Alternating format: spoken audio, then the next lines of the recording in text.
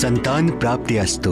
हम जानना चाहते हैं कि हमें यह सौभाग्य कब प्राप्त होगा। भगवान भोले शंकर को प्रसन्न करने के लिए अंजना को 12 वर्षों तक कठिन तपस्या करनी होगी।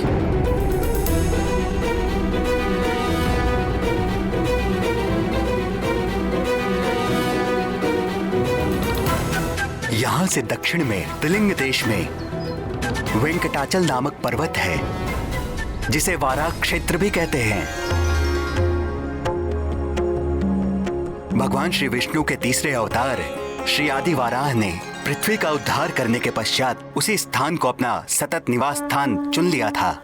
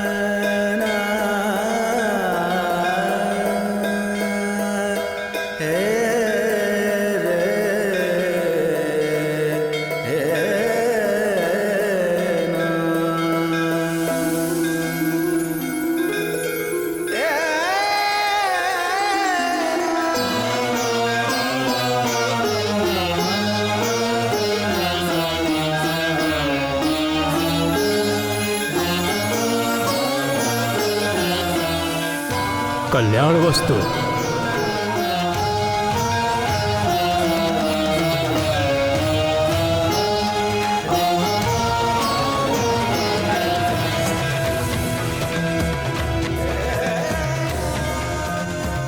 उसके उपरांत आकाश गंगा तीर्थ में स्नान करके तपस्या आरंभ करना। भगवान उमाकांत अवश्य कल्याण करेंगे।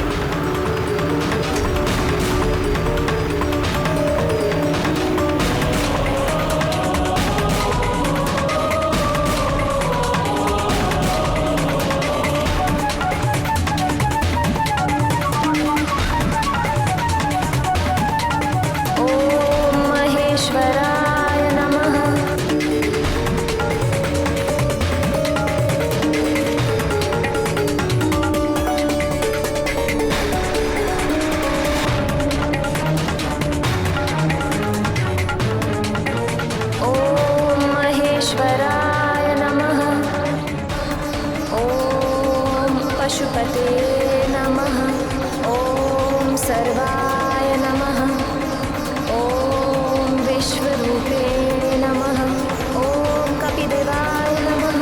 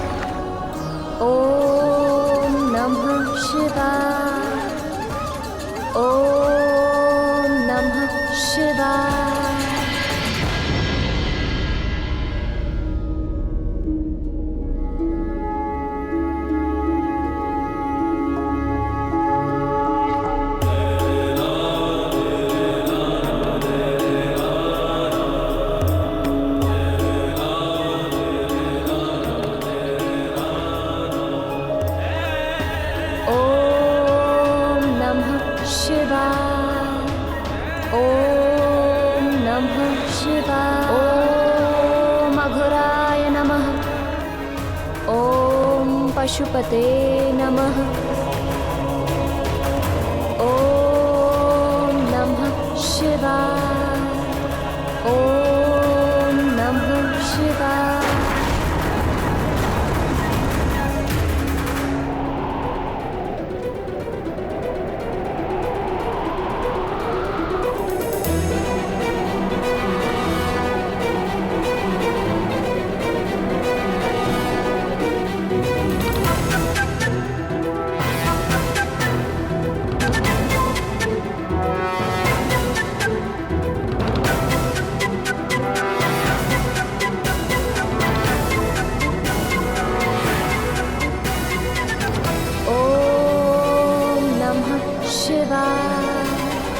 ॐ नमः शिवाय।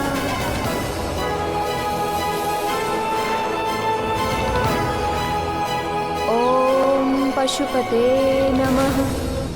इसी प्रकार कठोर तप करते हुए 12 वर्ष व्यतीत हो गए।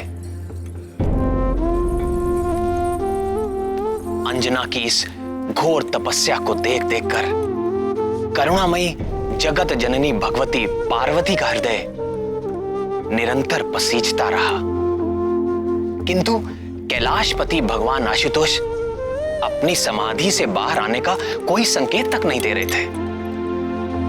अंततः सत्व मूर्ति शैलपुत्री का धैर्य छूटने लगा।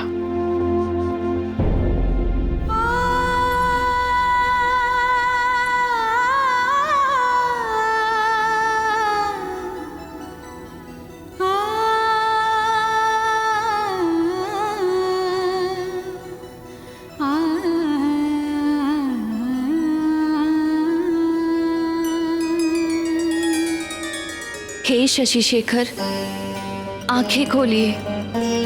अंजना के तप से समस्त लोग कंपित हो उठे हैं।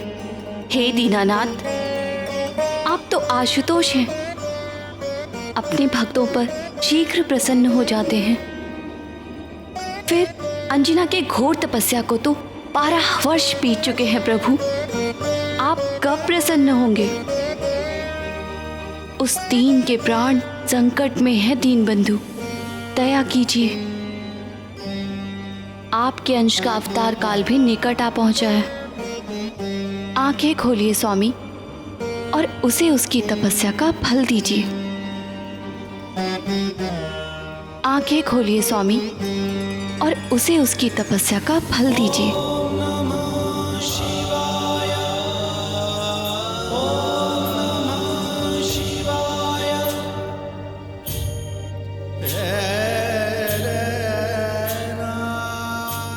अभी नहीं करुणामयी, अभी एक परीक्षा शेष है।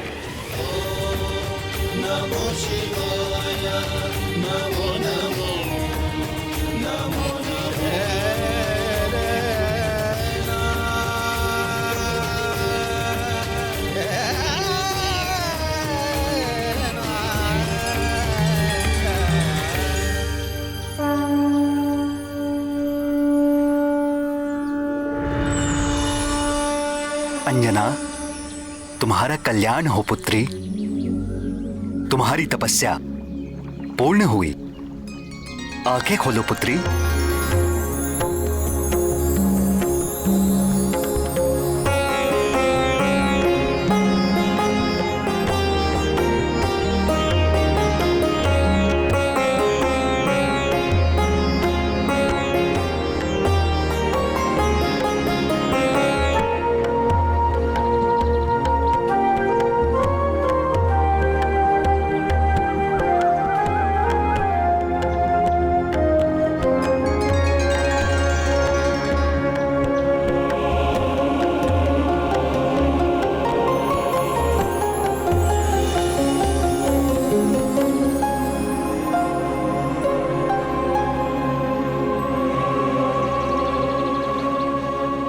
पुत्री, आगामी श्रावण कृष्ण पक्ष की त्रयोदशी को देवाधिदेव महादेव साक्षात तुम्हें दर्शन देंगे और आशीर्वाद प्राप्त होगा। उनके स्वागत का प्रबंध करो पुत्री। और ध्यान रहे पुत्री, भगवान भोले शंकर के सत्कार में कोई त्रुटि ना होने पाए।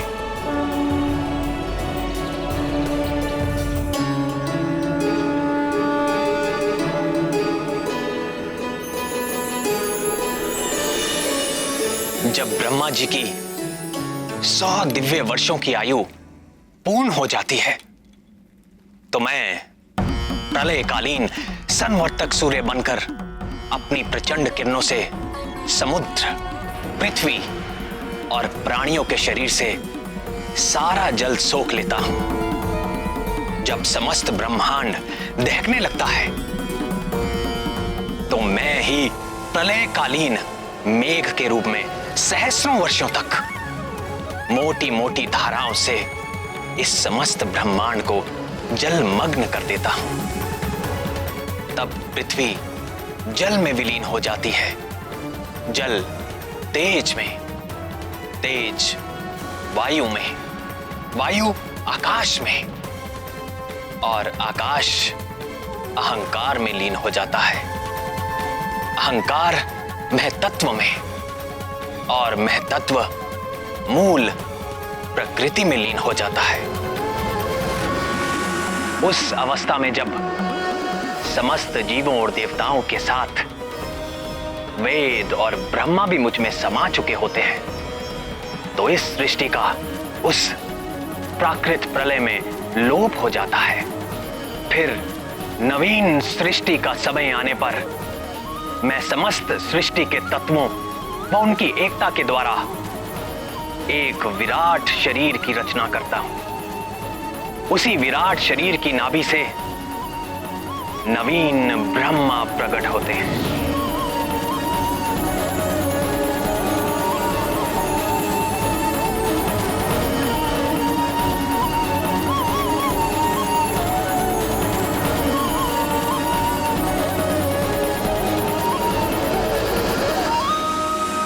अगली प्राकृत सृष्टि के आरंभ में प्रिय हनुमान ब्रह्मा बनकर अपने इस जन्म में अर्जित ज्ञान, विज्ञान और मेरी प्रेरणा के आधार पर वेदों व पुराणों को धारण करेंगे।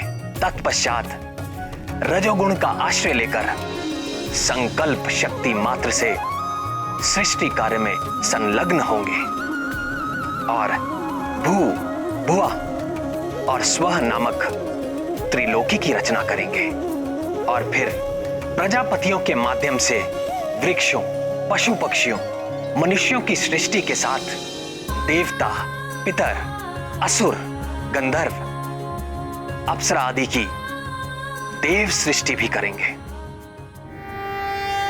यन्नाभि पद्म भवनादहमासमीक्ष्य लोकत्रयोपकरणो यदनुग्रहेण तस्मै नमस्त उदरस्त भवाय योग। अपने आराध्य श्री राम के गुणगान और उनकी सेवा के अतिरिक्त महाबली हनुमान के हृदय में और कोई अभिलाषा नहीं। उनके लिए सारा संसार सिया राममय है। वो चुटकी बजाकर अपने प्रभु की उबासी दूर भगाएं या ब्रह्मा होकर सृष्टि करें, सब कुछ उनके लिए राम काज ही है। नैव मे दृशमनुस्पृशस्त भवाय योग निद्रावसान विकसन्नलिनेक्षणाय सोऽयं समस्त जगतां सुहृदेकयात्मा सत्त्वेन यन्मृडयते भगवान् भगेन। हनुमान जी की इतनी महिमा सुनकर मेरे मन में उनके बाल लीला सुनने का चाव और बढ़ गया है। किंतु प्रभु, उसके पहले उनके जन्म की कथा तो पूरी कीजिए। भगवान भोलेनाथ ने कब और कैसे अंजना को आशीर्वाद देके उसकी मनोकामना पूर्ण की, थोड़ा विस्तार में बताइए ना प्रभु। हाँ श्याम सुंदर, महादेव ने माता पार्वती से कहा था कि वो एक और परीक्षा लेना चाहते हैं। फिर क्या हुआ?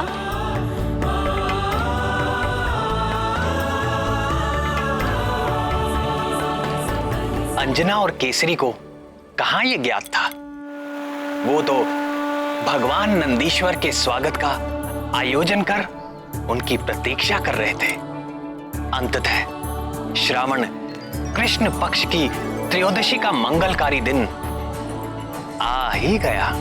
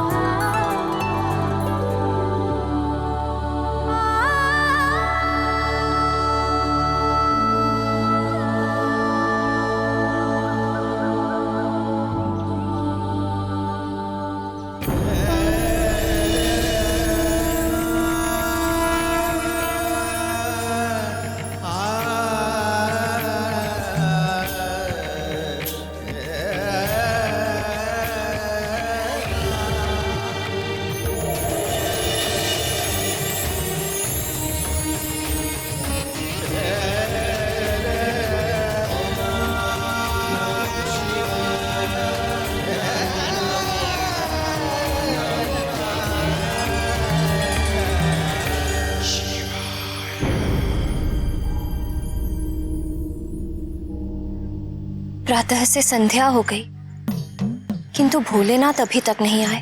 भक्ति भिक्षाम देहि, भवति भिक्षाम देहि, भवति भिक्षाम देहि।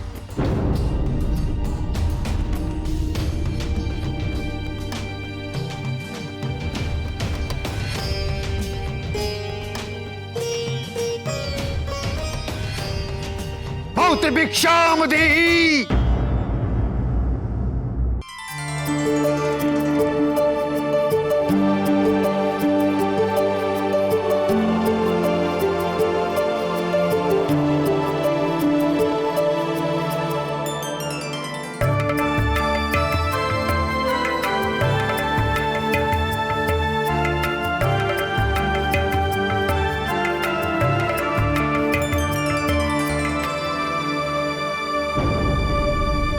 क्या इस बूढ़े के साथ उपहास कर रही हो?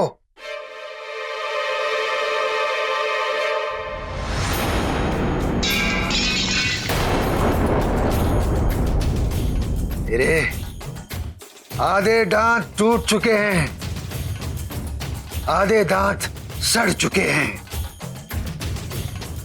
मुझे रसीले पकवान खिलाओ। रसीले पकवान? ऐसे अनजान बनने का नाटक मत करो।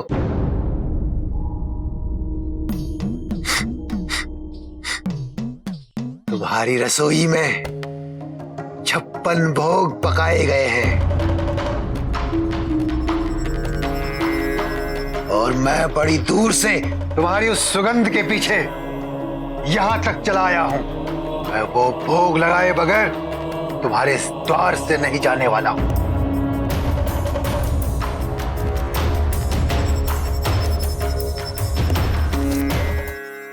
क्षमा करें बाबा, आज हमारे घर में एक विशेष अतिथि आने वाले हैं और ये सारा आयोजन उनके स्वागत के लिए किया है। तुम कह रहे हो कि मैं अतिथि नहीं हूं? मैं बूढ़ा, दरिद्र, करूप हूं, इसलिए वो अतिथि नहीं होता जिसको न्योता देकर बुलाया जाए। अतिथि वही होता है जो बिना बुलाए किसी भी तिथि में चला जाए। नहीं नहीं बाबा, मेरी बात का अर्थ यह था कि ये सब हमारे इष्ट नहीं, अनिष्ट होगा तुम्हारा। मेरे समान बूढ़े दरिद्र भूखे को भोजन न करा के कोई भी इष्ट प्रसन्न नहीं होने वाला। बोलो, कराते हो 56 भोग? तो मैं चला।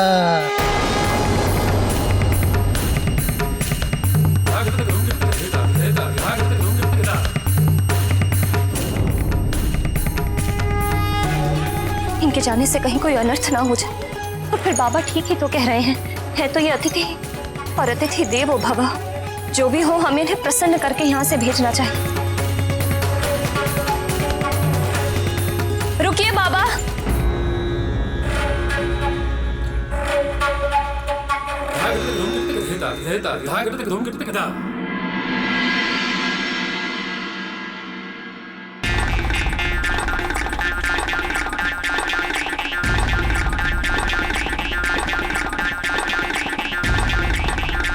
बाबा पहले हाथ तो धो लीजिए। हाथ क्या धोना? मैं तो कभी मुंह भी नहीं धोता। लाओ भोजन लाओ। आइए, आप यहाँ बैठिए।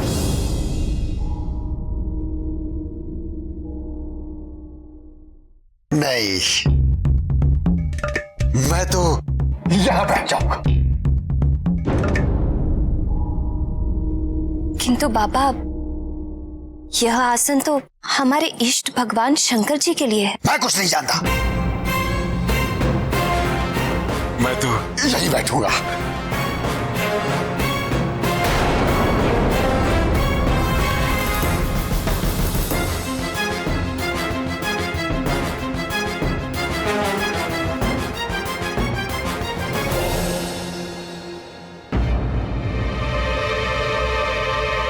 खड़े खड़े एक दूसरे का मुंह क्या देख रहे हो?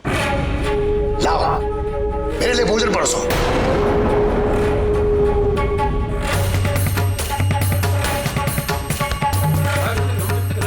अच्छा, तुम लोग मुझे यहाँ बैठा देखकर कूद रहे हो। मुझे तुम लोगों का ये भाव तनिक भी बा नहीं रहा है।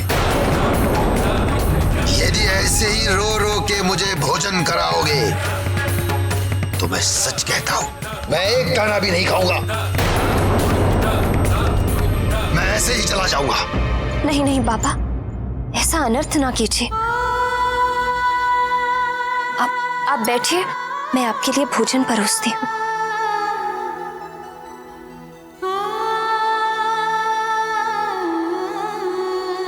रुको। अब क्या हुआ बाबा? मुझे हाथ धोने की शिक्षा दे रही थी और स्वयं बिना हाथ धोए ही मेरा भोजन परोस रही हो। किंतु बाबा, मेरे हाथ तो शुद्ध हैं। और फिर आपने ही तो कहा। तेरा मेरा क्या मेल है? मैं तो भिखारी हूं, तू तो गृहस्थन है। तुझे तो शुद्ध अशुद्ध का विचार करना चाहिए। जाओ, मेरे हाथ धो कर लाओ।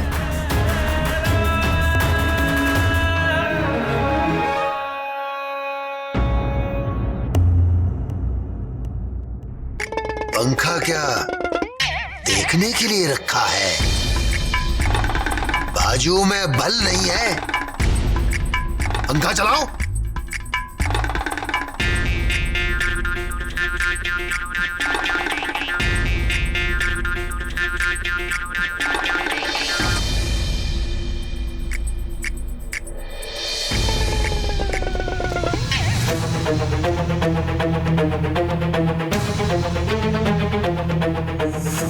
बाबा, भोजन प्रारंभ।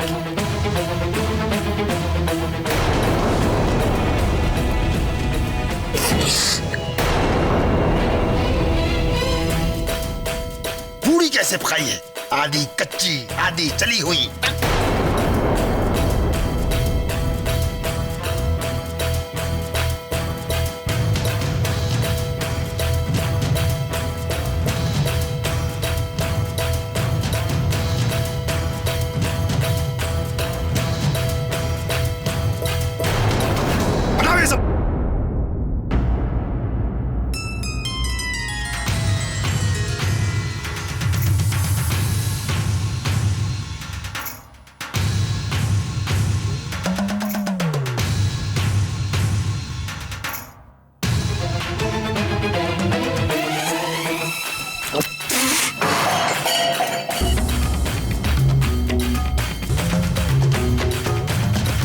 बड़ी आशा से तुम्हारे द्वार पे आया था कि बरसों पश्चात एक अच्छा भोजन करने को मिलेगा। तुम दोनों ने गुड़ गोबर कर दिया।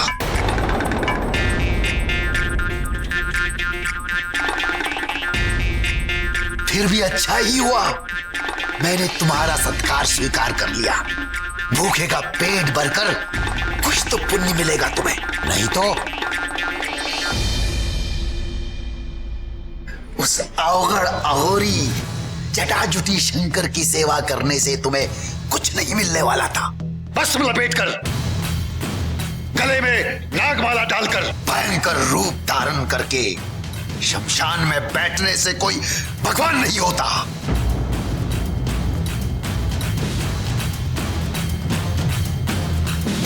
अरे वो तो लोगों को डरा धमकाकर भगवान बन बैठा है। इष्ट बनाना ही है। इससे पूछो, मैं तुम्हें बताता हूं कौन सा भगवान तुम्हारा भला कर सकते हैं। बस कीजिए बाबा।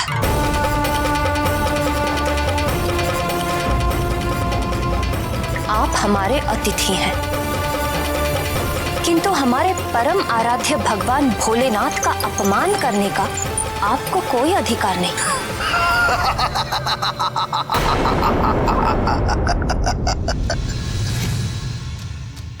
इसमें अपमान क्या है बालिके? जो सत्य है वो सत्य है। क्या शंकर शमशान में नहीं रहता? क्या वो भस्म लगाकर नहीं घूमता? क्या वो जटाजुटी अघोरी नहीं है? हाँ, रहते हैं वो शमशान में। हाँ, लगाते हैं भस्म, किंतु जहां अपने भी साथ छोड़ देते हैं, उस शमशान में रहकर वो जीवों को शरण देते हैं और भस्म लगाते हैं उन्हें जीवन की व्यर्थता का उपदेश देने के लिए। और जिन जटाओं का आप इतना अपमान कर रहे हैं, ये मत भूलिए कि उन्हीं जटाओं में मां गंगे भी निवास करती हैं। उन्हीं जटाओं की महिमा है कि मां गंगा समस्त जीवों के लिए कल्याणकारी रूप में रहती हैं। नहीं तो जिस प्रचंड वेग से वे स्वर्ग से उतरी थी, यदि भगवान जटाशंकर ने उन्हें अपनी जटाओं में ना घेरा होता तो वे अपने वेग से सब कुछ बहाकर नष्ट कर देती। और अघोरी, अघोरी का अर्थ समझते हैं आप? घोर का अर्थ होता है क्रूर और अघोर अर्थात जिसमें कोई क्रूरता ना हो, जो घोर पापियों के प्रति भी करुणा की दृष्टि से देखते हैं। ऐसे हैं मेरे भगवान भोले शंकर।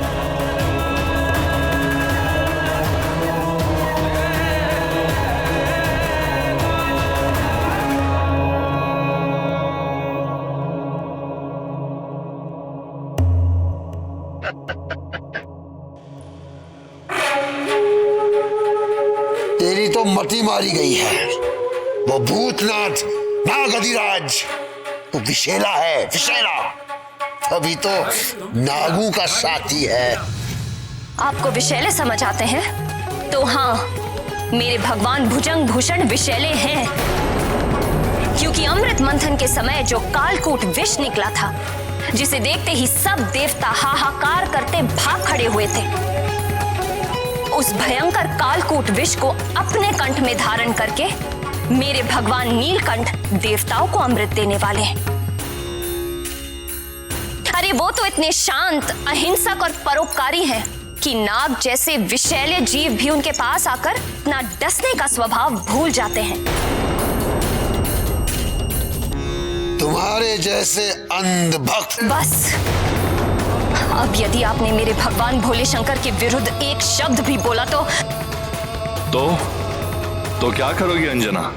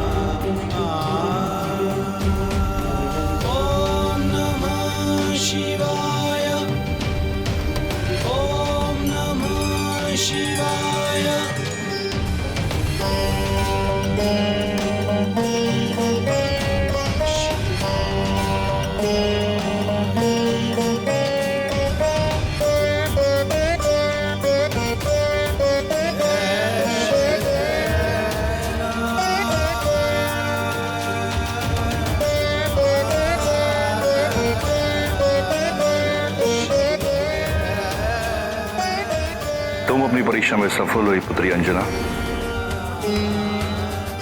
मैं तुम्हारी भक्ति और तपस्या से अति प्रसन्न। तुम्हारी मनोकामना पूर्ण होने का समय आ गया है। शीघ्र ही वायुदेव के द्वारा तुम्हें मेरा प्रसाद प्राप्त होगा।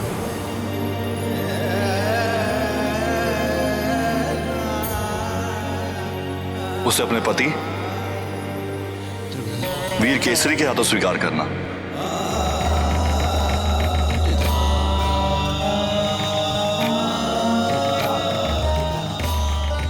तुम्हारा होने वाला पुत्र समस्त संसार में अपने बल और पराक्रम के कारण विख्यात होगा। परम भक्त होगा और परम ज्ञानी भी। कल्याण हो।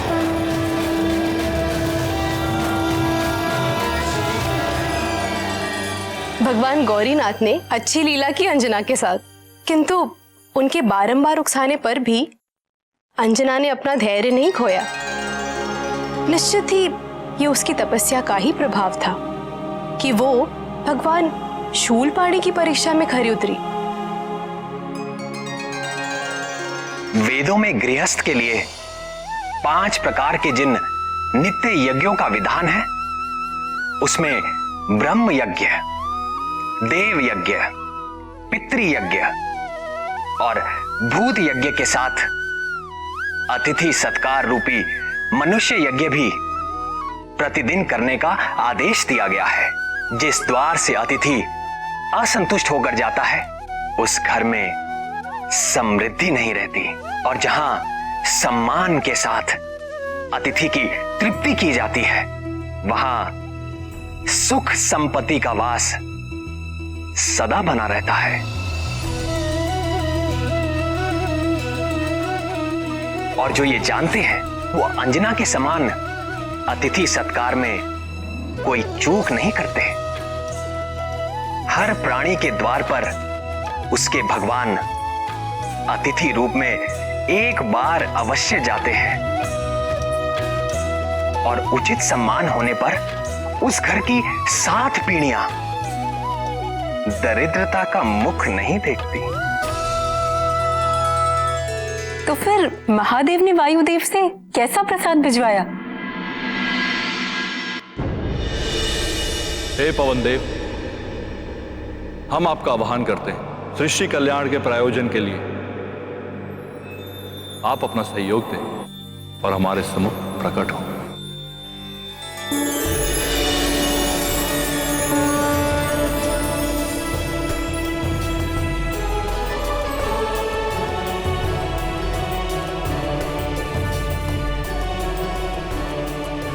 जगत जननी माता पार्वती और जगत गुरु भगवान भूपति की जय हो। मैं कृतार्थ हुआ महादेव। अपने तेज को वहन करने के लिए आपने मेरा चुनाव किया है। ये मेरे लिए बड़े सौभाग्य की बात है। आदेश करिए भगवान रुद्रेश्वर।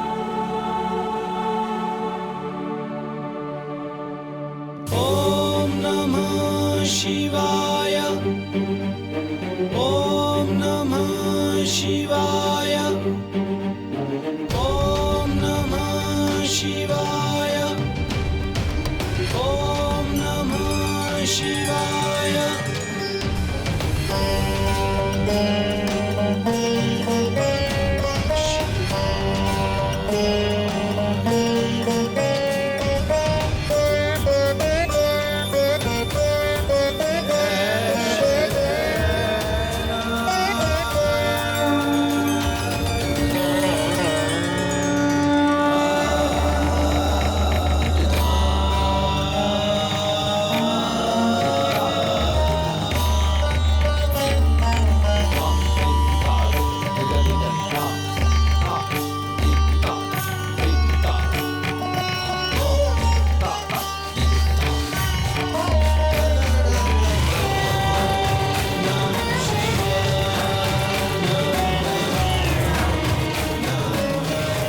आप जानते हैं कि आगे आपको क्या करना है।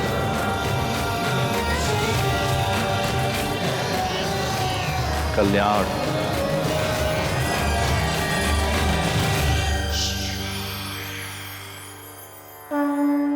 ओम नमः शिवाय ओम नमः शिवाय ओम नमः शिवाय ओम नमः शिवाय। शंकर जी ने दे दिया तेज, पवन सुत अब आने वाले हैं। भक्ति में होकर प्रवीण वो मग्न राम गुण गाने वाले हैं।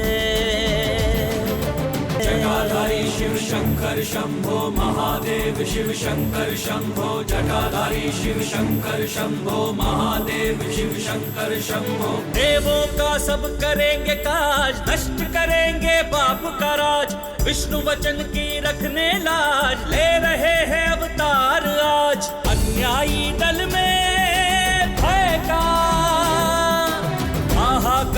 मचाने वाले हैं, हाहाकार मचाने वाले हैं। शंकर जी ने दे दिया तेज, पवन सुत अब आने वाले हैं।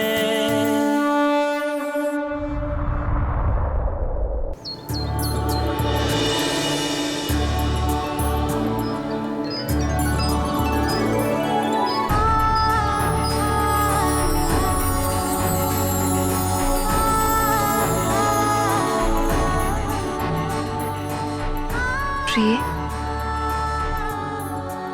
मेरा हृदय धड़क रहा है। लग रहा है कि कुछ अलौकिक घटने वाला है। तुम ठीक कह रही हो प्रिय। मेरा हृदय भी एक विचित्र आनंद से भर उठा है। और देखो ना, ये समस्त प्रकृति भी उल्लास में खिल सी गई है। लगता है आज सब कुछ हमारे अनुकूल हो रहा है। ये सब कृपा निधि भगवान भोले शंकर का आशीर्वाद है। दीन जन की करेंगे रक्षा, वज्र बनेगी सूर्य की कक्षा। भगत जगत के लेंगे शिक्षा, बल विद्या की देंगे भिक्षा। बलिदान प्रेम बैराग के नव आदर्श बनाने वाले हैं, आदर्श बनाने वाले हैं। शंकर जी ने दे दिया तेज। देवी अंजना, वनराज केसरी, मैं पवन देव हूँ। भूत भावन भगवान शंकर और माता भवानी का संदेश लेकर आपके पास आया हूँ। वे दोनों आपकी श्रद्धा और तपस्या से अति प्रसन्न हैं और उन्होंने अपने आशीर्वाद के रूप में ये प्रसाद भेजा है। ओम नमः शिवाय। हे वानर राज, देवी अंजना के लिए इस फल को आप ग्रहण करें। ओम नमः शिवाय, ओम नमः शिवाय, ओम नमः शिवाय, ओम नमः शिवाय, ओम नमः शिवाय, ओम नमः शिवाय।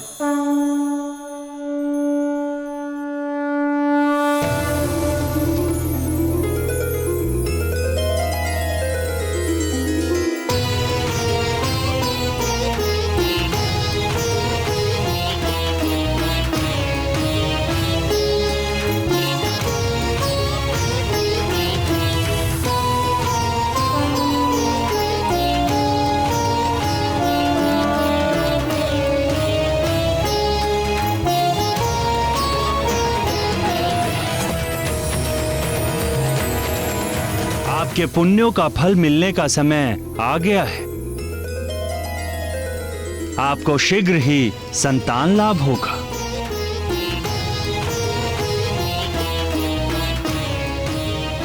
कल्याण हो।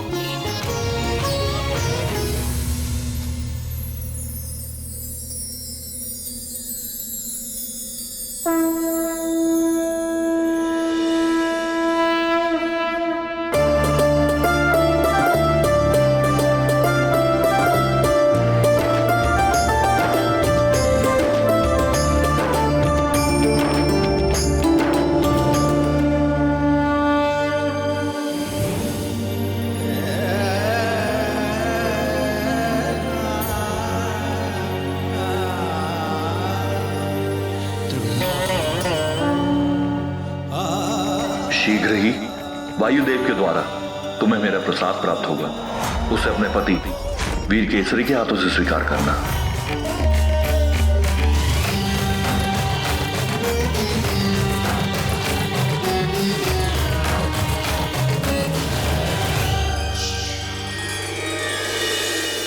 और कुछ समय पश्चात ही उनकी मनोकामना पूरी हुई। अंजना ने गर्भ धारण किया।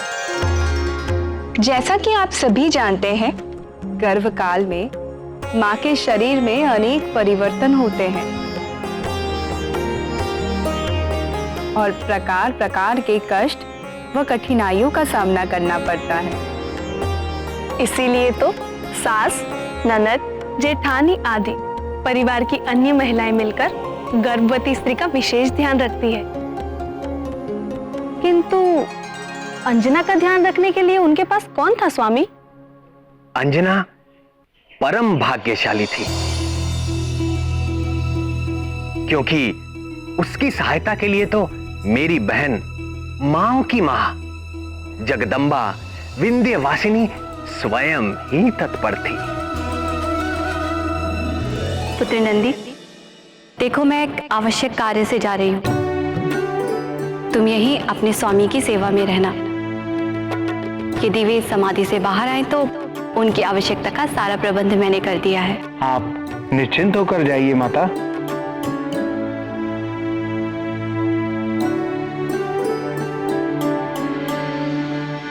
भवानी प्रिय,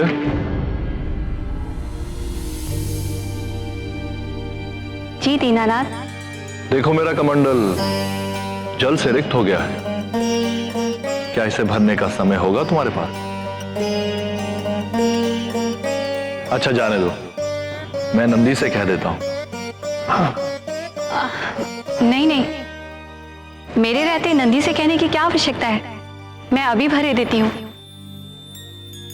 अच्छा रहने दो, मुझे तो स्मरण ही नहीं था कि अपनी जटाओं की गंगा से इसे भर लेता हूं। तुम जाओ भवानी। आप जानबूझकर मुझे सता रहे हैं ना भोलेनाथ? मुझे विलंब हो रहा है। अपनी पुत्री अंजना की इतनी चिंता? चिंता तो माँ का स्वभाव है भोलेनाथ, और अंजना की विशेष चिंता का तो विशेष कारण भी है। उसके गर्भ में आपका तेजस्वी अंश है। उसे संभालना अंजना जैसी तपस्विनी के लिए भी कठिन सिद्ध होने वाला है। मुझे उसे चेताना होगा और उसकी हर संभव सहायता और सुरक्षा करनी होगी। अब मैं जाऊं? अवश्य जाओ प्रीता, उसे तुम्हारे संरक्षण की आवश्यकता है। कल्याण।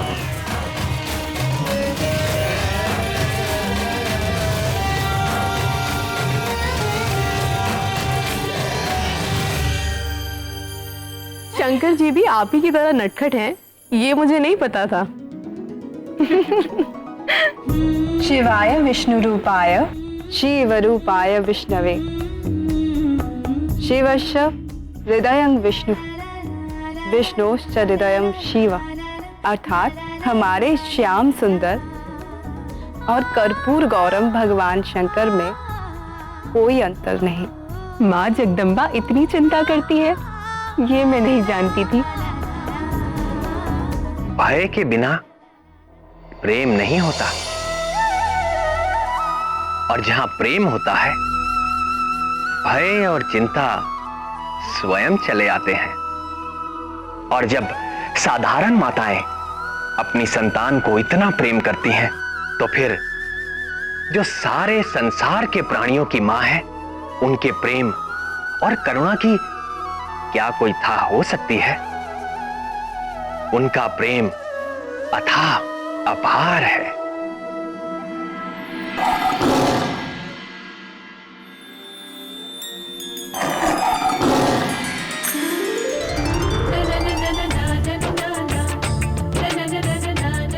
गौरी की ये गैया उत्तर देती सारे, पूछो जो भी प्रश्न मन में हो तुम्हारे।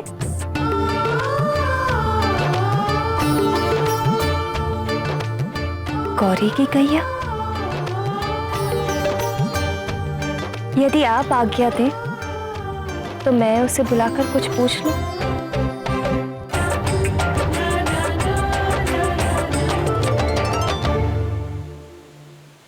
आपको महारानी बुला रही हैं।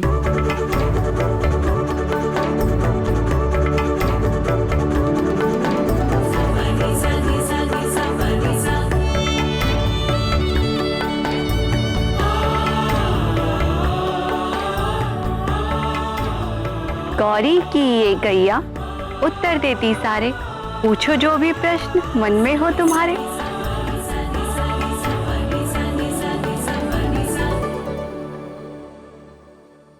मेरी होने वाली संतान कैसी होगी?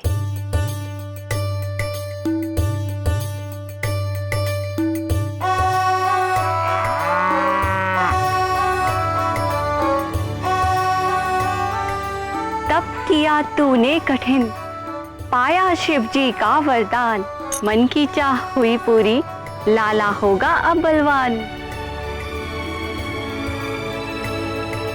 पूत होगा चंचल नटखट, ज्ञानी और बड़ा गुणवान, कहती गौरी की ये गैया, मैया रखे विशेष ध्यान। विशेष ध्यान? ऐसी क्या बात है? कहीं मेरे लाल को कुछ होगा तो नहीं? घबराती क्यों है बेटी? इसीलिए तो मैं आई हूं।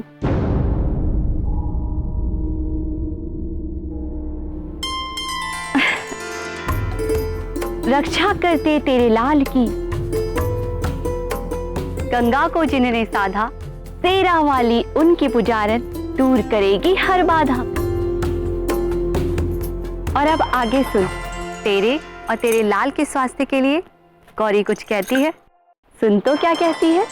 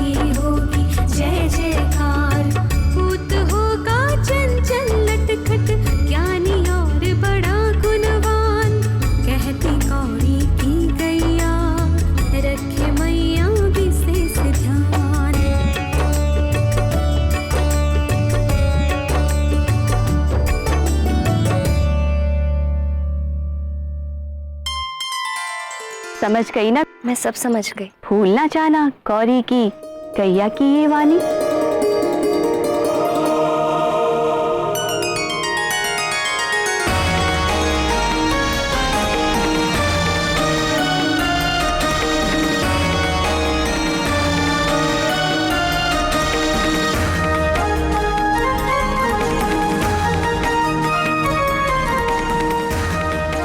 रक्षा करते तेरे लाल की, गंगा को जिन्होंने साधा, तेरा वाली उनकी पुजारन, दूर करेगी हर बाधा।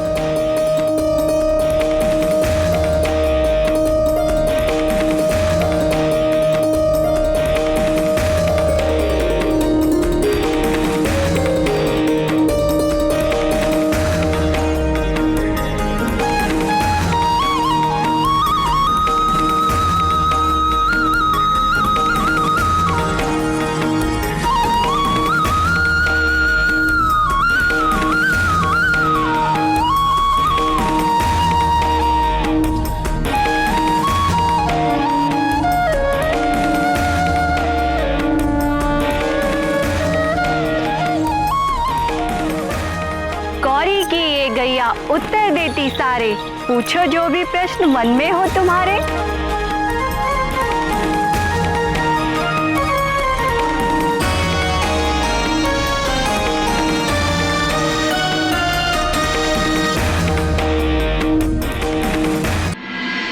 निश्चित ही माँ अम्बे के सभी निर्देशों का अंजना ने सर माथे पर रखकर पालन किया होगा और भगवान शंकर के आशीर्वाद से हनुमान जी का निर्विघ्न जन्म हुआ होगा। ये कैसे हो सकता था? कारण वल्लभ? हनुमान आज शांत और धीर चित्त दिखाई देते हैं। तो क्या आपने ये सोच लिया कि उन्होंने इसी प्रशांत मुद्रा में भजन करते हुए जन्म लिया था? तो क्या हनुमान बाल्यकाल में बहुत चंचल थे? बाल्यकाल तो क्या, उन्होंने तो अपनी लीला गर्भकाल से ही आरंभ कर दी थी। गर्भकाल से? गर्भ धारण करते ही अंजना के रूप में अलौकिक परिवर्तन होने लगा। उसका रंग चमक गया, मुखमंडल तेजस्वी हो गया, देह में से सुनहरी आभा निकलने लगी और उसकी भूख वो तो कुछ अधिक बढ़ गई।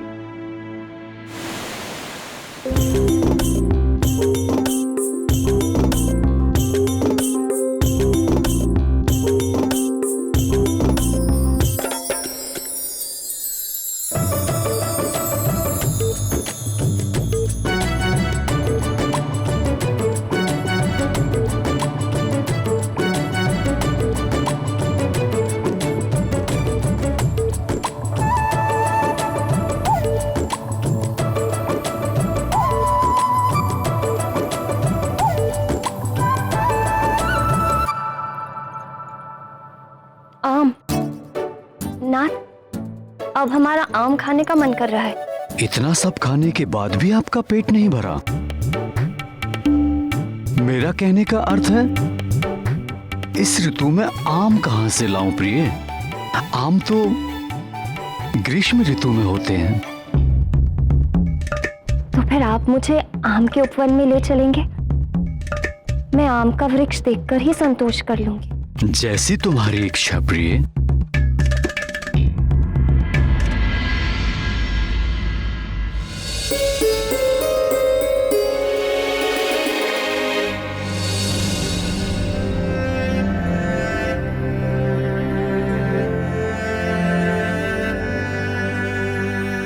निराश मत हो अंजने, मैं किसी सेवक को पूर्व वन में भेजता हूं, संभवतः वहां कुछ मिल जाए।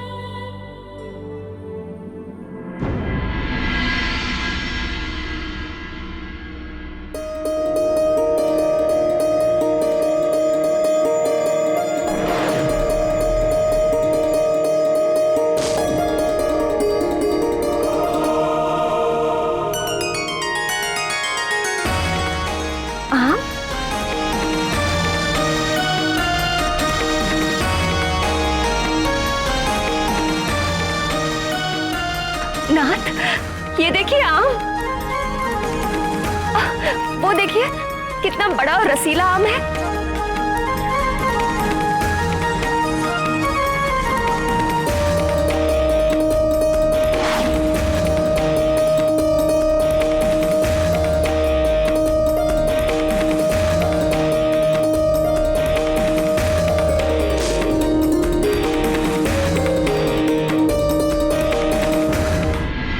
ये वाला नहीं, वो उधर देखिए, ऊपर डाली पर, आपकी दाहिनी ओर।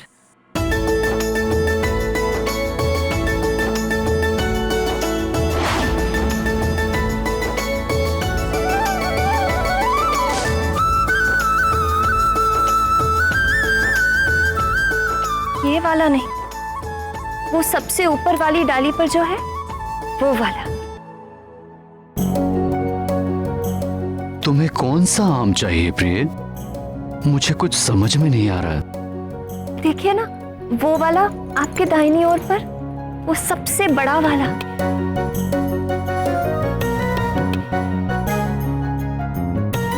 मैं बताती हूँ।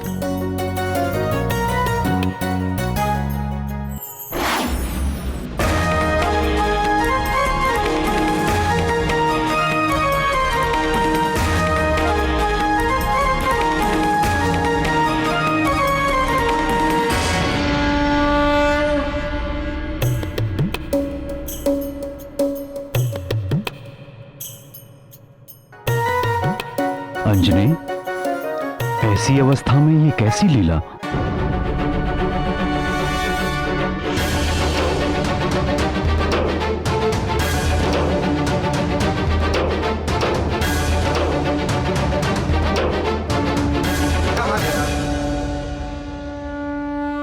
उसके भीतर एक असाधारण शक्ति का विकास होने लगा, जिसे देखकर स्वयं वीर केसरी भी हतप्रभ रह जाते।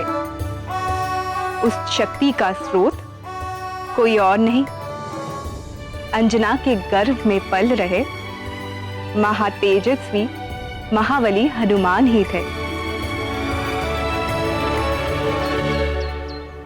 कल एक विचित्र अनुभव हुआ रात को।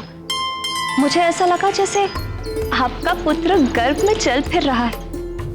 एक पल के लिए तो मैं घबरा गई।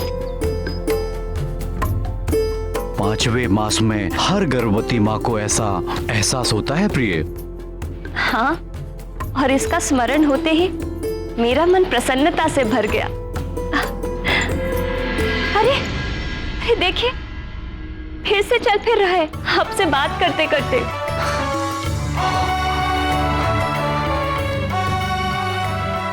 देखो तो।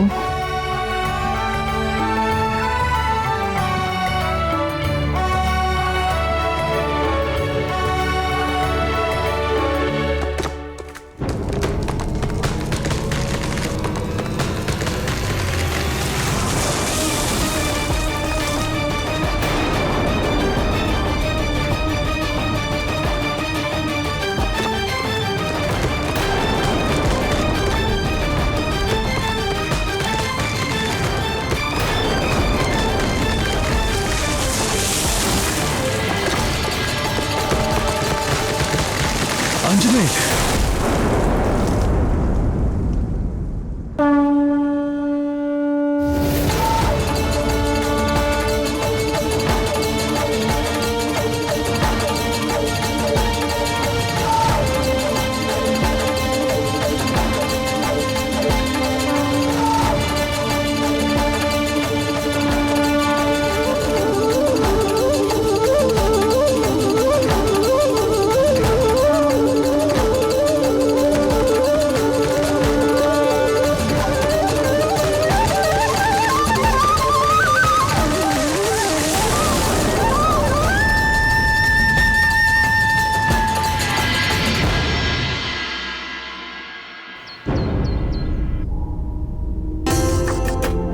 तुम ठीक तो हो ना प्रिय? जी, मैं बिल्कुल ठीक हूँ। कुछ न कुछ अलौकिक शक्ति सी आ गई। मैं भी चकित हूँ ना कि मैं ये सब कैसे कर रही हूँ। निश्चय ये भगवान भोले शंकर के तेज का प्रताप है।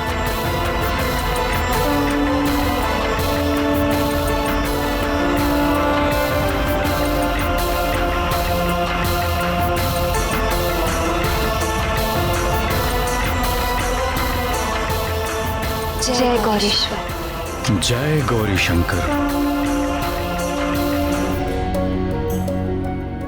अंजना के गर्भ में विकसित हो रहे हनुमान के खाने और खेलने की सारी विलक्षणता अंजना में उजागर होती रही, किंतु हनुमान ने इन सबसे भी बढ़कर रुचि स्वामी के लीला कथाओं में प्रकट की। अंजना के स्वामी वानर राज केसरी की कथाओं में? अंजना के स्वामी नहीं, सारे जगत के स्वामी, हम सब के स्वामी, सांवरे सलोने श्याम सुंदर।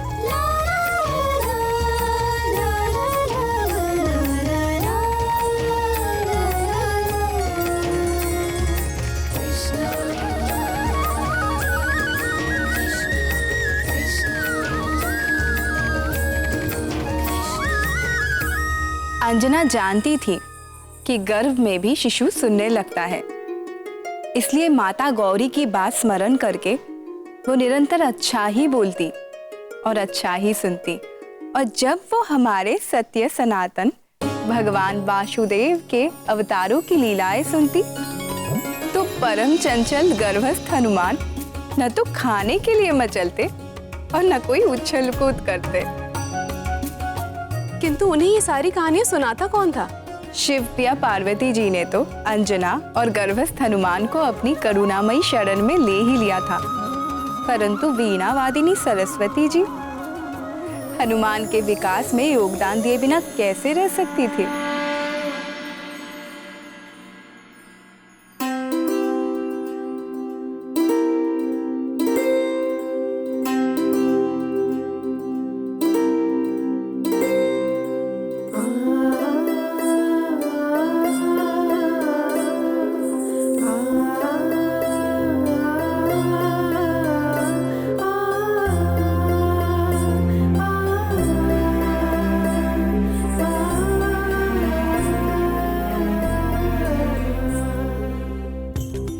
अंजना, आज मैं आपको ध्रुव लोक के ध्रुव तारे की कथा सुनाऊंगी। आकाश में स्थित ध्रुव नक्षत्र अपने पूर्व जन्म में मनुष्य थे। वे 5 वर्ष की अल्पायु में ही उन्होंने भगवान वासुदेव को अपनी निर्मल भक्ति से प्रसन्न कर दिया और इस परम दुर्लभ पद को प्राप्त किया।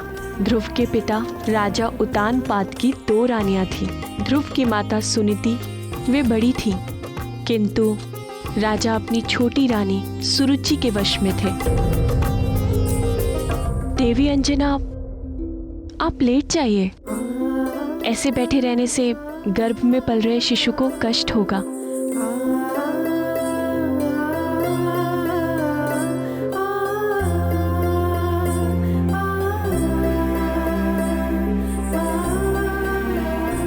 राजा सदैव ध्रुव की सौतेली माँ और उनके पुत्र उत्तम के पास ही रहते। ध्रुव को कभी भी अपने पिता का प्रेम प्राप्त करने का अवसर ही नहीं मिलता। एक दिन जब राजा उतानपाद ध्रुव के सौतेले भाई को अपनी गोद में खिला रहे थे, तब ध्रुव का मन भी पिता का प्रेम प्राप्त करने की लालसा जागी। वो अपने पिता की गोद में जा ही रहा था कि उनकी सौतेली माँ ने उनका हाथ खींचकर उन्हें नीचे ढकेल दिया। सौतेली माँ के कटु वचनों से बहुत ही आहत हुआ। ध्रुव की माता सुनीति चाहकर भी अपने पुत्र को पिता का प्रेम दिलाने में समर्थ नहीं थी। इसीलिए उन्होंने ध्रुव को परम पिता भगवान नारायण का प्रेम प्राप्त करने के लिए उनकी भक्ति करने का उपदेश दिया। अब मैं नारायण की भक्ति करूंगा, मैं उनसे प्रेम करूंगा, फिर वो भी मुझसे प्रेम करेंगे। फिर ध्रुव ने घर छोड़ दिया और नारायण को पाने के लिए वन में जाके एक वृक्ष के नीचे बैठ गए। शिव, 5 वर्ष की अवस्था में इतना साहस? वन में तो कई प्रकार के हिंसक पशु और सर्प आदि घूमते रहते हैं, फिर ध्रुव महाराज इन सबसे बचे कैसे? जब प्राणी भगवान की ओर एक पग चलता है, तब भगवान अपने भक्त की ओर 100 पग चलते हैं। तो फिर भगवान अपने भक्त की सहायता कैसे नहीं करते? उन्होंने अपने अंश अवतार महामुनि नारद को भी ध्रुव की मंत्र दीक्षा के लिए भेज दिया।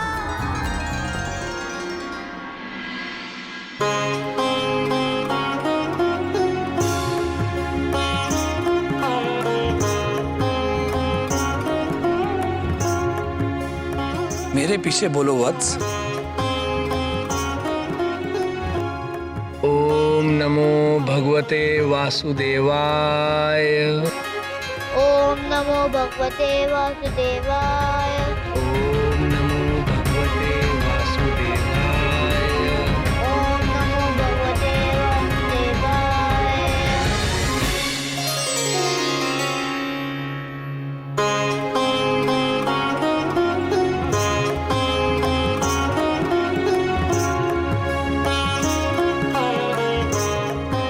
ये परम गुप्त द्वादशाक्षर मंत्र है पुत्र।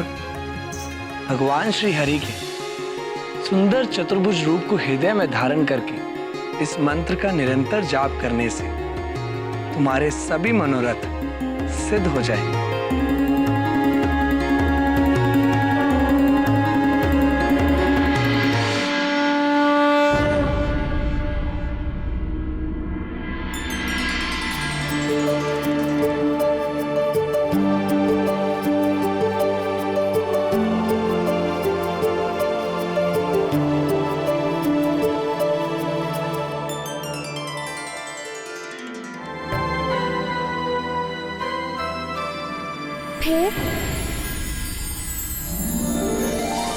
फिर क्या हुआ?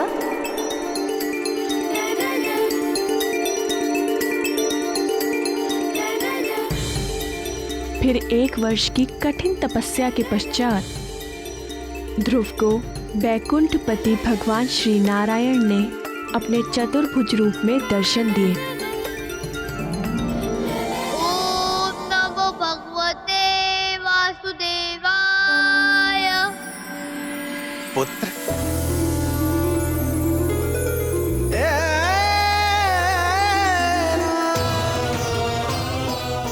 तुम्हारी निर्मल भक्ति से मैं प्रसन्न हूं पुत्र। जिस अविनाशी लोक को आज तक किसी ने प्राप्त नहीं किया, सारे ग्रह, नक्षत्र और सप्तऋषि भी जिसकी परिक्रमा करते हैं, इस समस्त ब्रह्मांड में सबसे ऊपर का वो लोक जो इन सारे लोकों का नाश होने के पश्चात भी स्थिर रहता है, वो दुर्लभ पद मैं तुम्हें देता हूं।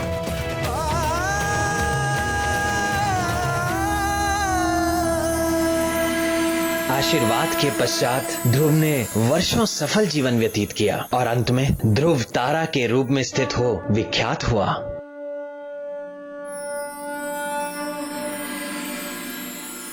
इस प्रकार भक्ति का पहला पाठ शिशु हनुमान ने गर्भ में ही सीख लिया था।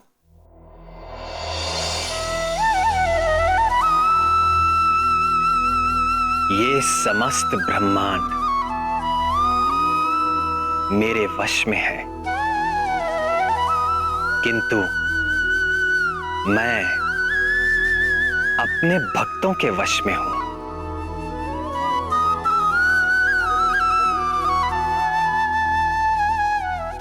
मेरे भक्त हर पल, हर घड़ी निरंतर मेरा ध्यान करते हैं और मैं भी हर पल, हर घड़ी अपने भक्तों का ध्यान करता हूं। हर संकट से उनकी रक्षा करता हूं, उनकी हर इच्छा पूरी करता हूं, उनके जीवन की उपलब्धियों की रक्षा करता हूं और कोई आवश्यकता उपस्थित होते ही तत्काल उसका प्रबंध करता हूं। हनुमान की शिक्षा दीक्षा में मेरी रुचि देखकर सभी देवता उनकी सेवा में उपस्थित होने लगे, तो सप्त ऋषि भला पीछे कैसे रह सकते थे, वो भी आए।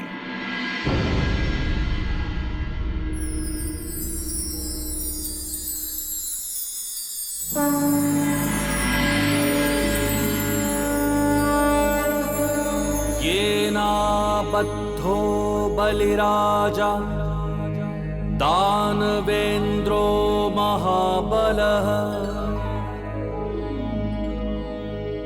तेन त्वामपि बध्नामि रक्षे माचल माचल।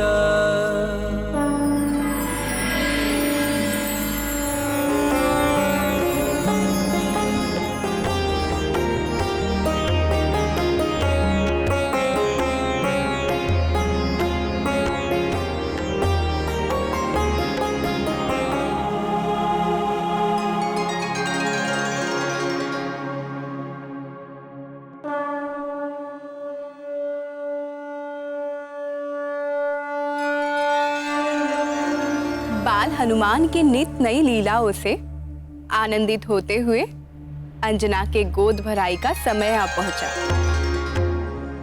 इस मंगल कार्य के लिए निकट और दूर स्थित सभी संबंधियों और मित्रों को निमंत्रण भेज दिया गया, किंतु ठीक गोद भराई के दिन सूर्योदय के साथ ही मूसलाधार वर्षा होने लगी, जो ना तो रुक रही थी और ना मध्यम पड़ रही थी। तो क्या गोद भराई नहीं हो सकी? मंगल मूर्ति हनुमान के जीवन में ये कैसा मंगल आ गया दीदी? इसी चिंता से तो अंजना भी व्याकुल थी।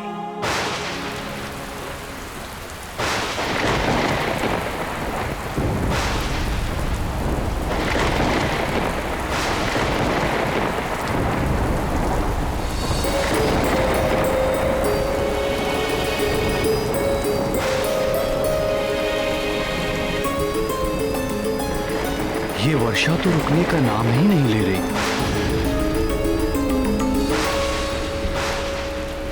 तुम निराश ना हो अंजनी, ऐसी भी वर्षा नहीं हो रही कि लोग आ ना सके।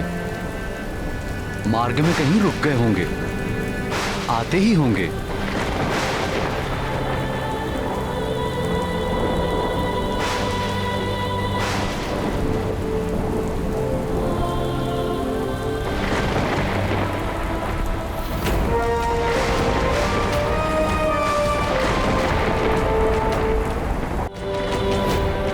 हे सदाशिव, मेरे लाल के प्रथम उत्सव में यह अशिव अमंगल बाधा क्यों? आपने तो कहा था कि वो आपका तेज होगा।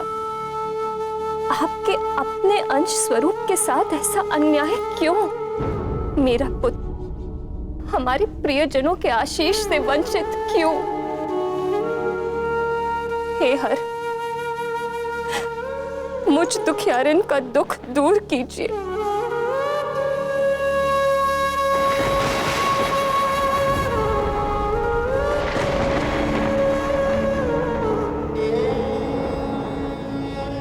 हे गौरी, हे कृपा कर, आप तो जगत जननी जगदम्बा हैं। आप तो भोले बाबा की तरह विरक्त वैरागी नहीं है माँ। आप तो अपने संतान के दुख दूर करने के लिए सदैव तत्पर रहती। यदि मुझसे कोई भूल हो गई हो तो उसका दंड आप मुझे दीजिए, किंतु गोद भराई के इस पावन अवसर पर मेरे लाल को आशीर्वादों से वंचित मत कीजिए। हे ममतामयी मां, मैं अपना आंचल फैलाकर आपकी ममता की भीख मांगती।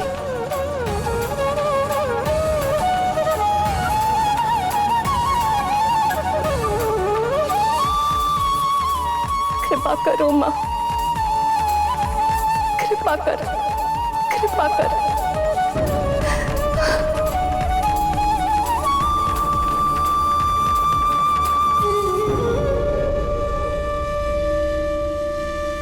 मैंने तेरी पुकार सुन ली है पुत्री, धीरज रखो। गोद भराई होगी, पूरे अनुष्ठान के साथ होगी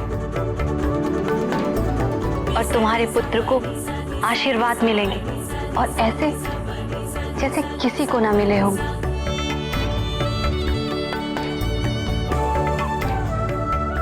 हनुमान पर मेरी और भूत भावन भगवान भोलेनाथ की कृपा तो स्वाभाविक है, पर जब अंजना को जगत जननी शक्ति स्वरूपा पार्वती जी का आशीर्वाद मिल गया तो उसके कार्य में आने वाले सारे विघ्न निष्फल तो होने ही थे।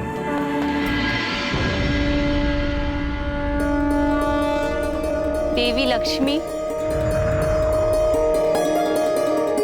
देवी सरस्वती, आइए इंद्राणी सची देवी, चंद्र मोहिनी रोहिणी, आप भी आए। भानुप्रिया संज्ञा, देवी छाया, इस मंगल कार्य में सम्मिलित होने के लिए आप दोनों भी आइए।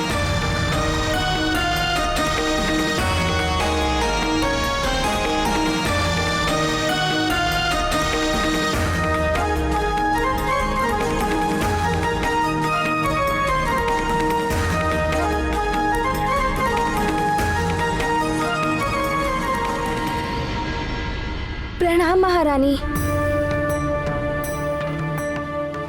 क्या हुआ? तुम इतना हाँफ क्यों रही हो? वो आ गई। कौन? हमारे संबंधी? वो तो नहीं आए, पर कुछ सुहागने आई हैं। बहुत खूबसूरत सजी धजी देवियों जैसी, और साथ में खूब सारे उपहार भी लाई हैं।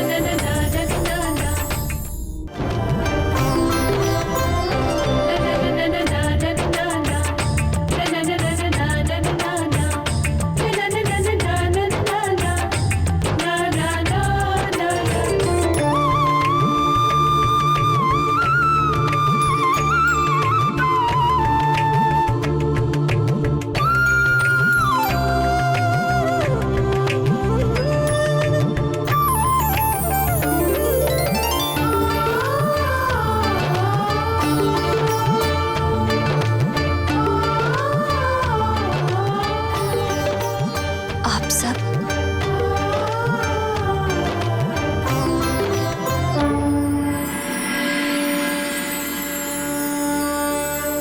अच्युतानंद गोविंद नामोच्चारण भेषजाल नश्यन्ति शकला रोगः सत्यम सत्यम वदाम्यहम्।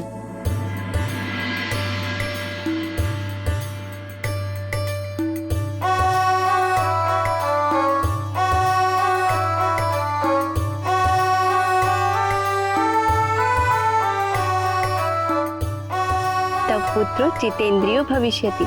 मेरा लाल सभी इंद्रियों को जीतने वाला होगा।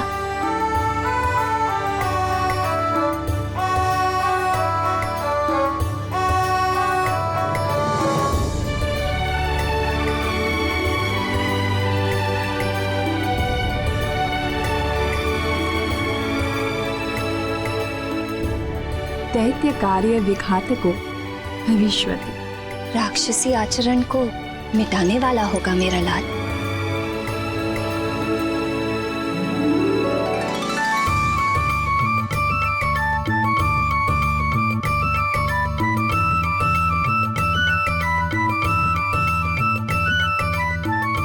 वेद विदांग विशारदो भविष्यति। मेरा पुत्र वेदों का विद्वान होगा।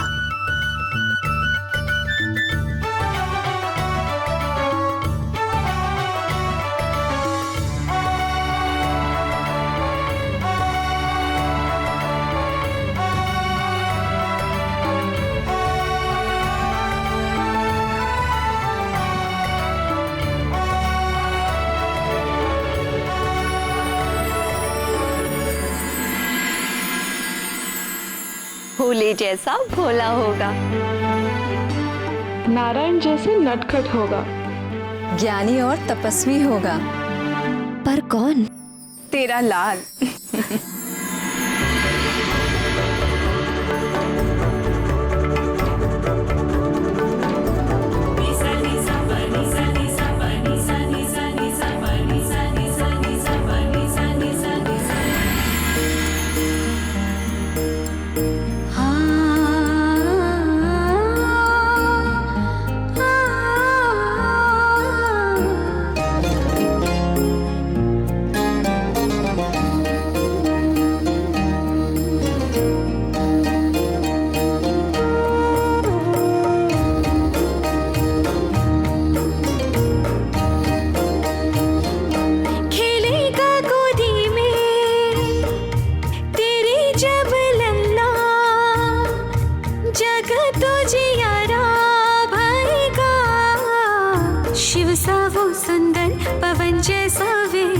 जग केसरी नंदन कहेगा, जग केसरी नंदन कहेगा, जग केसरी नंदन कहेगा, जग केसरी नंदन कहेगा।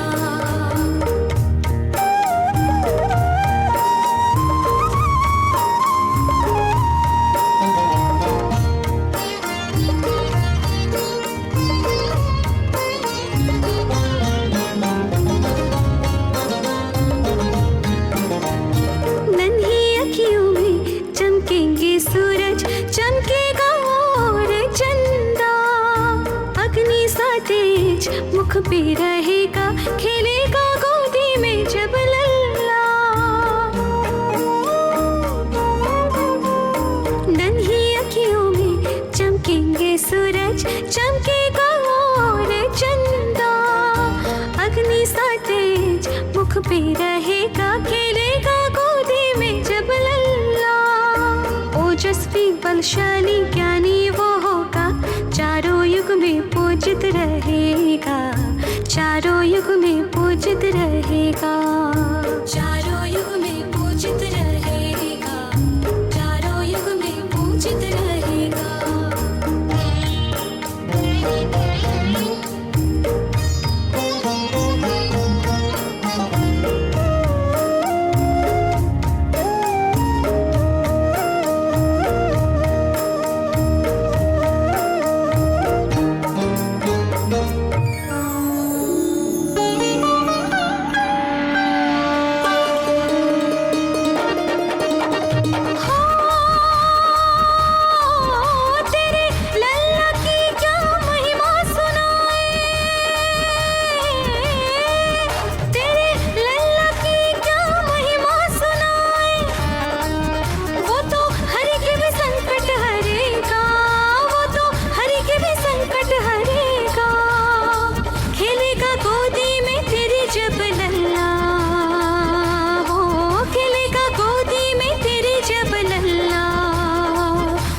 तो जगो जियारा भएगा, वो तो जगो जियारा भएगा, जगो जियारा भएगा, वो तो जगो जियारा भएगा।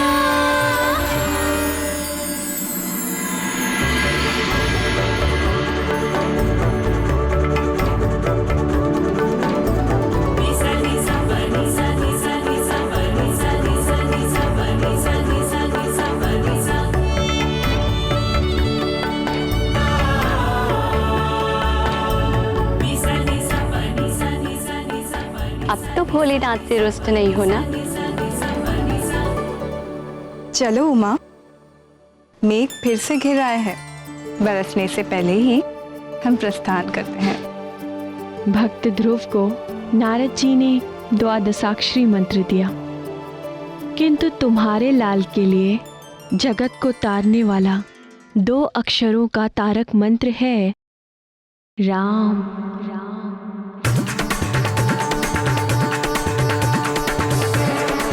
राम राम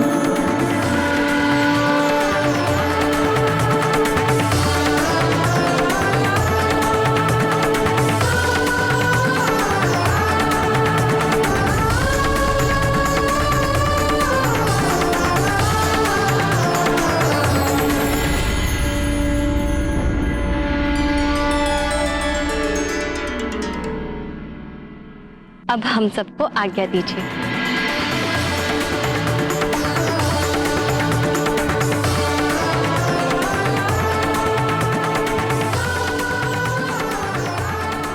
हे नटवर नागर, हमारी उत्सुकता और ना बढ़ाइए, आगे की कथा सुनाइए ना। हाँ श्याम सुंदर, बताइए ना आगे क्या हुआ। मेरे संकट मोचन का जन्म होता, इसके पहले ही उनके प्राणों को संकट में डालने वाला एक शत्रु उपस्थित हो गया। अजन्मे शिशु का शत्रु? ऐसी नीचता किसने की नाथ? वानर राज केसरी के सुमेरु राज्य के समीप ही किष्किंधा पर्वत पर वानरों के राजा ऋक्षराज शासन करते थे। किशोर आयु के उनके 2 बड़े पराक्रमी पुत्र थे, बाली और सुग्रीव।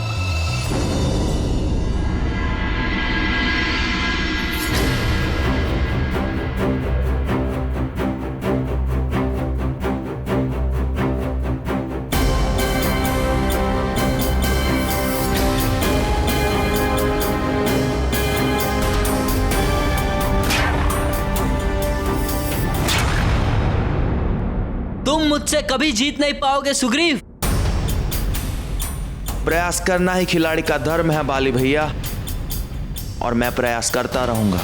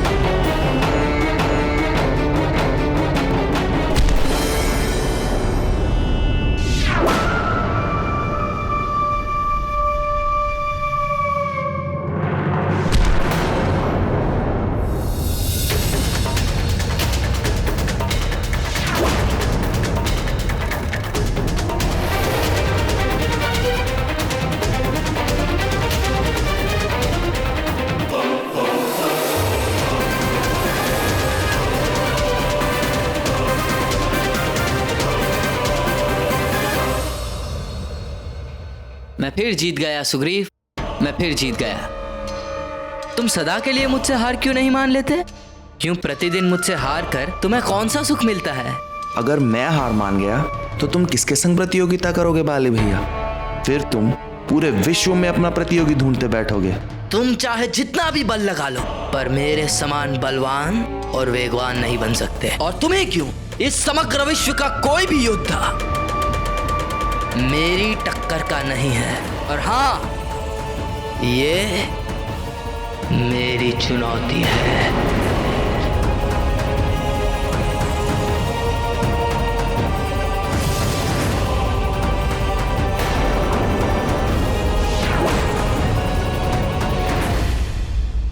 तो एक और चुनौती के लिए तैयार हो? तैयार हूँ बाली भैया।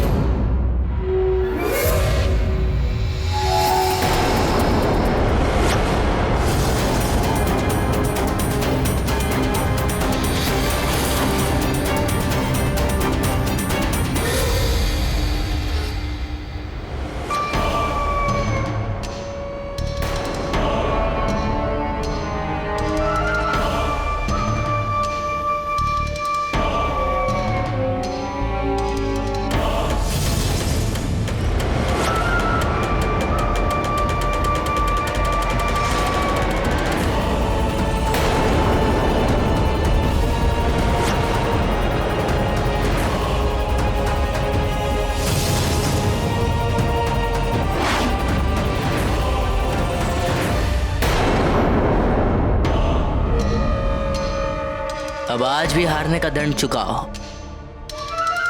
जाओ मेरे लिए केले लेके आओ। अभी लाता हूँ भैया।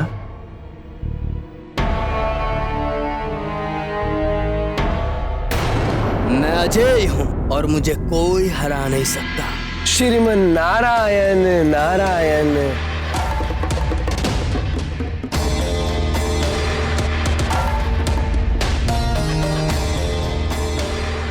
प्रणाम मुनिवर। मैं अजय हूं। ये मेरा अहंकार नहीं, सत्य है।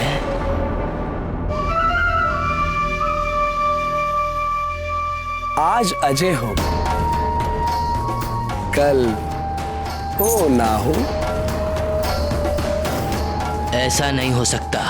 मेरा भाई सुग्रीव सूर्य समान तेजस्वी और बलशाही है, और जब वो मेरे तेज और बल का सामना करने में असमर्थ रहा तो और किसी का क्या सामर्थ्य। एक दिन ऐसा भी आ सकता है कि तुम्हें सुग्रीव से ही हारना पड़े।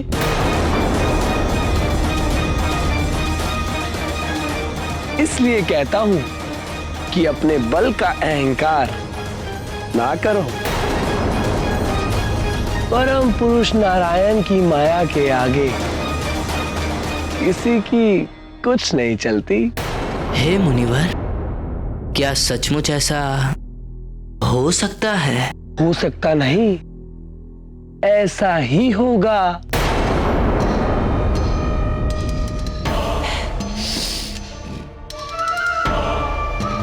किंतु यह कैसे संभव है? मैं नहीं मानता। संभव है।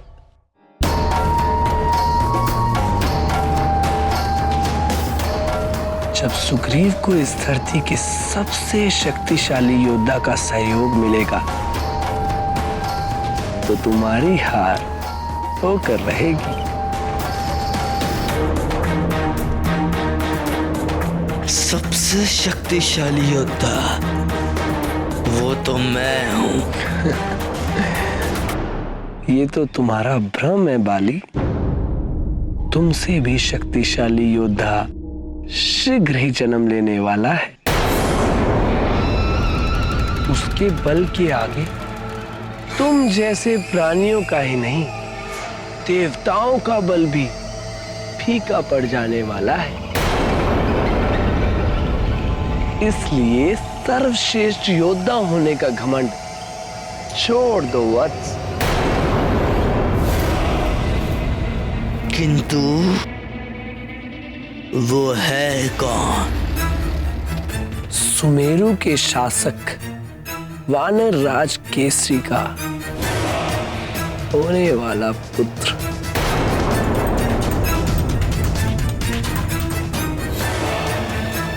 श्रीमन नारायण नारायण हरे।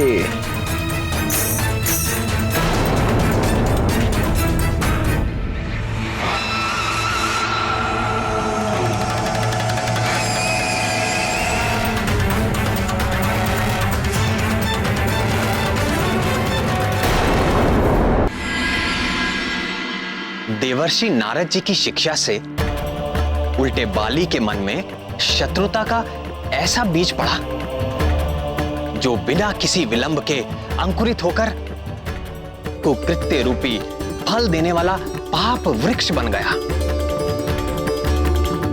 किंतु हे सर्वज्ञ सर्वेश्वर, नारद जी तो देवर्षि है, सब कुछ जानते बूझते हुए भी उन्होंने ऐसा किया ही क्यों? वो जो करते और कहते हैं उससे अंततः देवताओं और लोक का कल्याण ही सिद्ध होता है, किंतु उस समय ऐसा प्रतीत होता है कि वो देवताओं और प्राणियों का अहित कर रहे हैं। इस बार भी ऐसा ही हुआ। मुनिवर नारद की शिक्षा के तत्काल परिणाम से बाली ईर्ष्या और द्वेष की ज्वाला से जलने लगा। मैं इस धरती का सबसे शक्तिशाली योद्धा हूं और रहूंगा, चाहे इसके लिए मुझे किसी अजन्मे शिशु की हत्या भी क्यों ना करनी पड़े।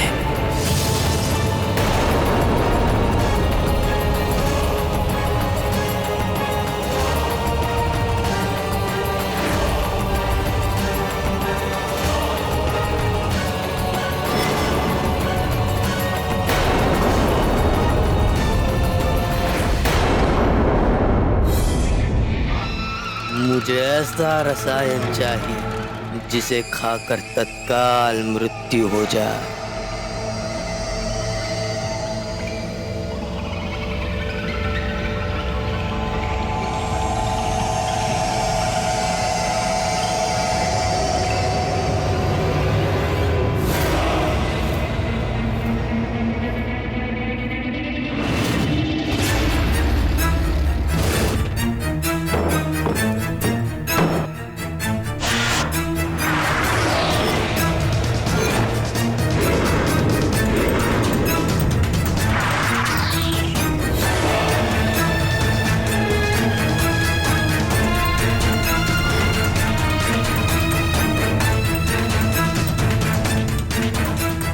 देखिए युवराज, इस डिबिया में मैंने स्वर्ण, रजत, लौह और पारा पंच धातुओं की भस्म को मिलाया है और इसके अतिरिक्त मैंने इसमें विषैली लूता अर्थात जंगली मकड़ी के विष को भी मिलाया है। अब ये विष ऐसा तैयार हो गया है जो तत्काल मृत्यु को देने वाला है और इसका लक्षण भी ऐसा होगा कि अच्छे से अच्छा वैद्य भी ठीक ठीक निर्णय नहीं ले पाएगा कि इस विष की प्रकृति क्या है। उपचार तो दूर की बात है युवराज।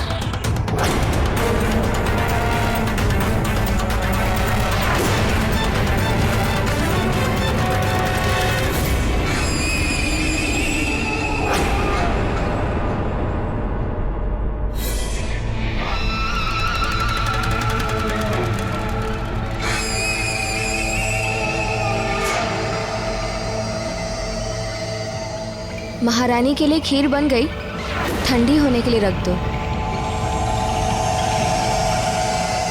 बाली अपने प्रतियोगी को जन्म लेने से पूर्व ही मार देने का हठ ठान चुका था।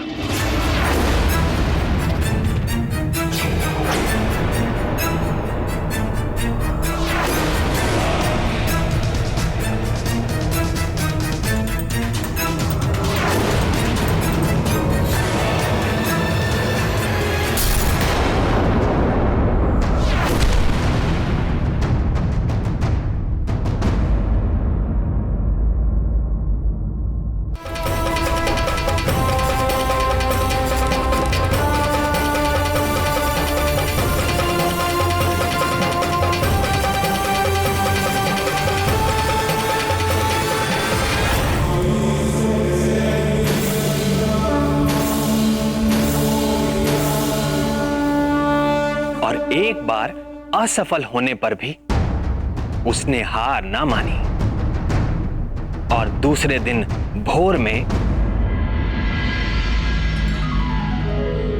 नमः शंभवाय च मयो भवाय च नमः शंकराय च मयस्कराय च नमः शिवाय च शिवतराय च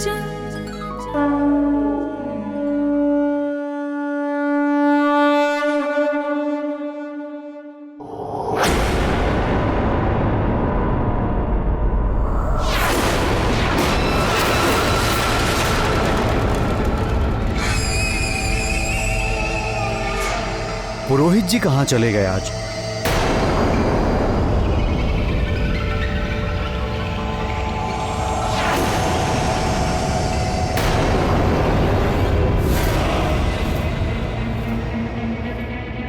लगता है इस स्थान से अपरिचित हैं आप।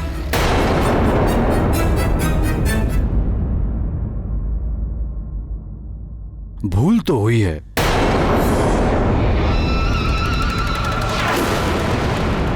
यदि पुरोहित जी यहां होते तो महारानी को खीर का दोना नहीं, संपूर्ण पात्र ही सौंप देते।